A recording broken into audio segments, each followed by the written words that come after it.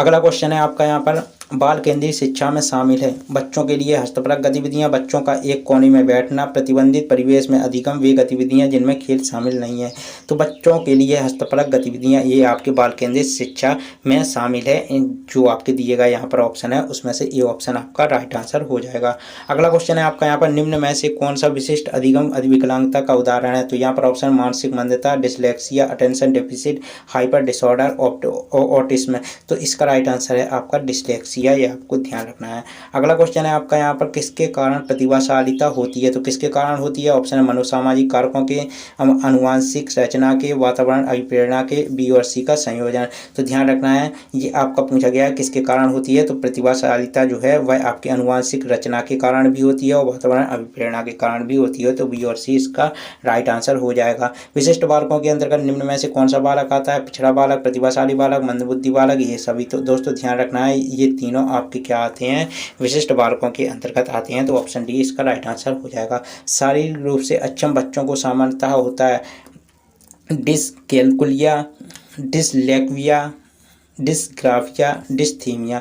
तो इसका right answer है डिसग्राफिया, ये आपको ध्यान रखना है। अगला क्वेश्चन है आपका यहाँ पर, असंगठित घर से आने वाला बालक सबसे अधिक कठिनाई का अनुभव करेगा स्वयं पाठ को तैयार करने में, स्वतंत्र अध्ययन में, रोजगार के संदर्भ में। तो इसका राइट आंसर है असंगठित घर से आने वाला जो बालक है वह सबसे ज़्यादा स्वतंत्र अध्ययन करने में सबसे ज़्यादा कठिनाई का अनुभव करेगा। अगला क्वेश्चन है आपका यहाँ पर, पियाजे के अनुसार विकास को प्रभावित करने में निम्नलिखित कारकों में से किस किस महत्वपूर्ण भूमिका होती है। तो यहाँ पर ऑप्शन पुनर्वर्णन, भाषा, भौतिक विश्व के साथ अनुभव, अनुकरण। तो इसका राइट आंसर है भौतिक विश्व के साथ अनुभव।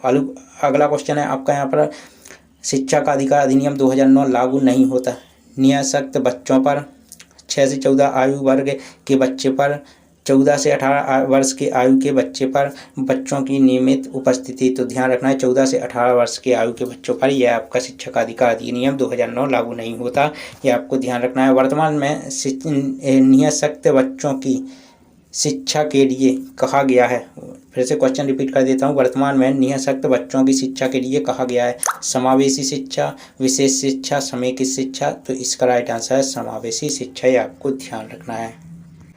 तो वर्तमान में निःशक्त बच्चों के लिए समावेशी शिक्षा के लिए कहा गया है, आपको यह ध्यान रखना है। अगला क्वेश्चन है आपका यहाँ पर, बुद्धि की स्पीयरमैन परिभाषा के कारक जी हैं। यहाँ पर ऑप्शन है अनुवांशिक बुद्धि, उत्पादक बुद्धि, सामान्य बुद्धि, वैश्विक बुद्धि। तो इसका राइट आंसर है सामान्य बुद्धि। अगला क्वेश्चन है आपका यहाँ पर, साइजॉइड वर्ग में किस प्रकार के बालक आते हैं। तो यहाँ पर ऑप्शन है मोटे, स्वस्थ तथा लंबे शरीर वाले, प्रतिभाशाली व प्रखर बुद्धि वाले, दुबले पतले तथा लंबे शरीर वाले, प्रतिभाशाली बालक। तो इसका राइट आंसर है ऑप्शन डी प्रतिभाशाली बालक। अगला क्वेश्चन है आपका यहाँ पर, औसत बुद्धि वाले बालकों की बुद्धि लब्धि किसके बीच में होती है। तो यहाँ पर ऑप्शन है 50 से 59, 70 से 89, 90 से 109, 110 से 129। तो इसका राइट आंसर है 90 से 109। अगला क्वेश्चन है आपका यहाँ पर, मध्य बचपन अवधि है 10 वर्ष के बाद, जन्म से 2 वर्ष, 2 से 6 वर्ष, 6 वर्ष से 11 वर्ष। तो ध्यान रखना है मध्य बचपन की अवधि 6 से 11 वर्ष होती है। अगला क्वेश्चन है आपका यहाँ पर, मनोवैज्ञानिक विकास के मनोसामाजिक सिद्धांत का प्रतिपादन किस मनोवैज्ञानिक ने किया। तो यहाँ पर ऑप्शन है एरिक्सन, फ्रायर, कोहलर, वाटसन। तो इसका राइट आंसर है आपका यहाँ पर एरिक्सन, ये आपको ध्यान रखना है। अगला क्वेश्चन है आपका यहाँ पर, निम्नलिखित में से कौन सा सामाजिकरण का एक प्रमुख कारक है। तो ऑप्शन है परिवार, कंप्यूटर, आनुवंशिकता, राजनीतिक दल। तो इसका राइट आंसर है आपका यहाँ पर पूछा गया है कौन सा सामाजिकरण का एक प्रमुख कारण है। तो वह है आपका परिवार, यह आपको ध्यान रखना है। तो आई होप आपको यह वीडियो पसंद आया होगा। वीडियो पसंद आया वीडियो को लाइक करें, चैनल को सब्सक्राइब करें। जय हिंद, वंदे मातरम।